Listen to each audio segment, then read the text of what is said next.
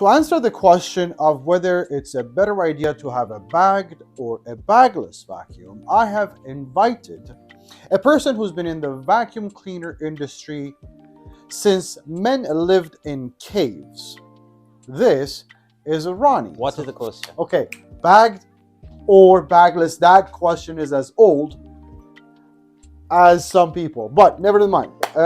Which one? Well, it depends what your preference is. Basically, but the main difference between bagged and bagless of any brand, let's say Miele brand, we have bagless versions on top and the bagged version of Miele vacuum cleaners on the bottom. Basically, the bagless version of any brand is a bit heavier than the bagged version. So if the weight is very important to you, get the bagged version. They're always lighter, they're always more compact.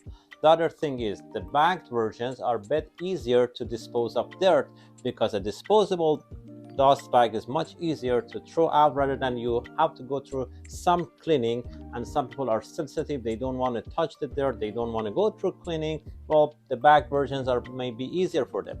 But how about this scenario that you have 4 dogs, 2 cats, and few people with some hair on their heads?